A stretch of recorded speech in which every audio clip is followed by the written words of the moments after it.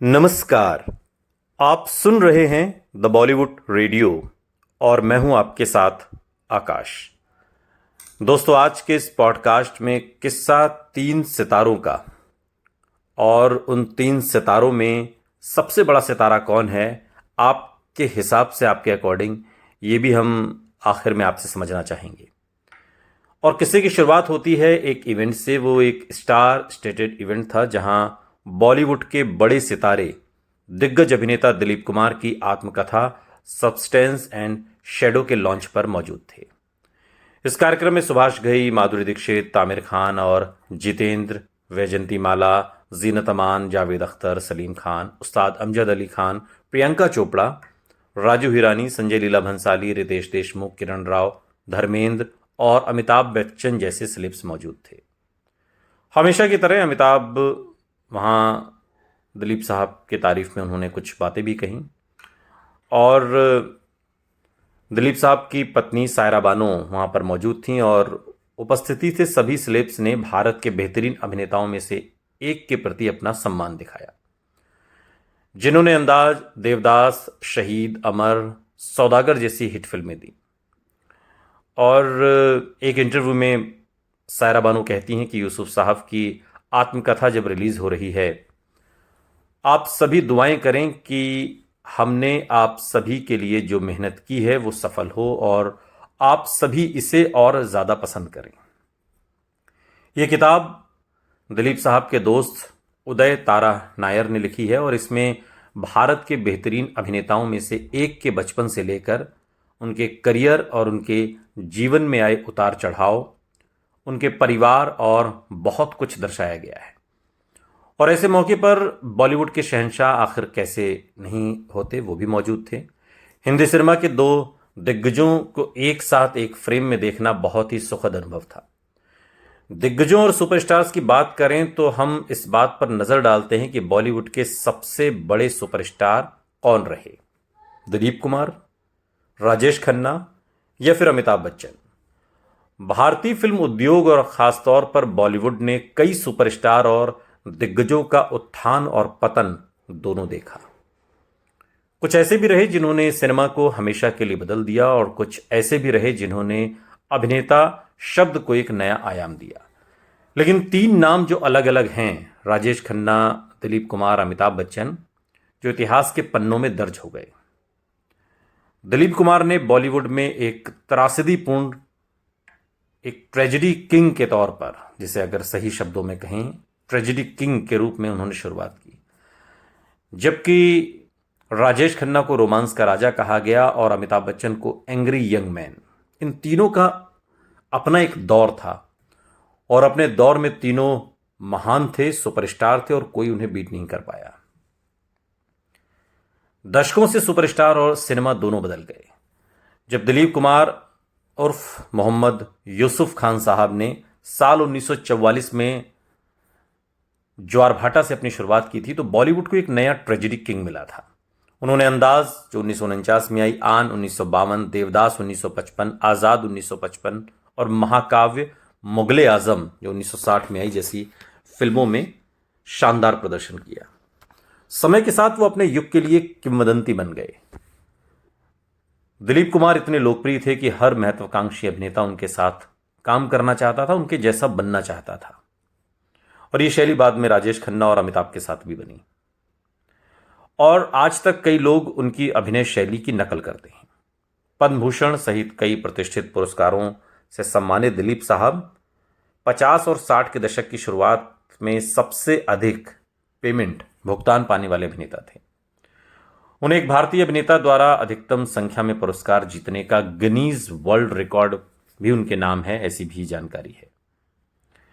वैसे तो दिलीप कुमार जैसा नाम हमेशा इतिहास के पन्नों में दर्ज रहेगा, लेकिन हिंदी सिनेमा में युवा अभिनेताओं की नई ब्रिगेड ने उनकी लोकप्रियता को पछाड़ दिया। सबका एक वक्त होता है, दरअसल पछाड़ना शब्द शायद सही ना हो। दिलीप साहब का अपना एक ऑरा था, ट्रेजेडी किंग की एक मिसाल और उनकी अपनी एक अभिनय क्षमता, और उसका लोहा उन्होंने मनवाया। लेकिन वक्त के साथ चीजें बदलती हैं। साल 1966 में राजेश खन्ना ने फिल्म आखिरी खत से डेब्यू किया। राजेश खन्ना ने एक साल पहले यूनाइटेड प्रोड्यूसर्स और फिल्म फेयर द्वारा आयोजित ऑल इंडिया टैलेंट कॉन्टेस्ट जीता था और कई फिल्म निर्माताओं का ध्यान अपनी ओर खींचा था। आराधना, द ट्रेन, कटी पतंग, दाग जैसी तमाम बेहतरीन सुपर डुपर हिट फिल्में थी और 15 तो back to back super hit थी सोलो। और ऐसा लगा कि जैसे राजेश खन्ना रातों रात सनसनी बन चुके हैं और यही मचाने आए थे। भारत में सबसे पहले उनके लिए ही सुपरस्टार शब्द का इस्तेमाल किया गया, ये गढ़ा गया शब्द। वरना अब तक स्टार कहा जाता था, सितारे कहा जाता था, सुपरस्टार कहा गया। राजेश खन्ना कई लोगों को पागल कर देते थे और कहा जाता था कि महिलाएं उन्हें अपने खून से प्रेम पत्र लिखती थीं और उनकी तस्वीरों से शादी कर लेती थीं। वो जहां भी जाते वहां लोगों में उन्माद पैदा कर देते थे।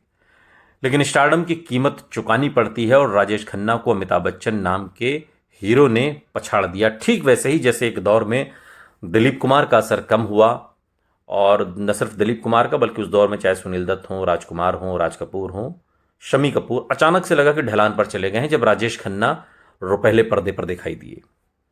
और ठीक वैसे ही 3 साल में 4 साल में राजेश खन्ना के सामने जब अमिताभ बच्चन आए तो लगा कि अब राजेश खन्ना पिछड़ चुके हैं। अमिताभ बच्चन ने मृणाल सेन की साल 1969 की फिल्म भुवन शो में एक सामान्य शुरुआत की।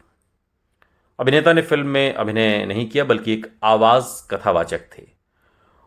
उसके बाद फिर साथ हिंदुस्तानी और आनंद समेत कई फिल्मों में सहायक भूमिकाएं की, जिसमें उन्होंने राजेश खन्ना के साथ स्क्रीन स्पेस की। आनंद में तो वास्तव में उस समय राजेश खन्ना ने उस फिल्म में सबका ध्यान अपनी ओर खींचा था क्योंकि वो बड़े सुपरस्टार थे और अमिताभ बच्चन ने अभी तक अपनी कोई पहचान नहीं बनाई थी।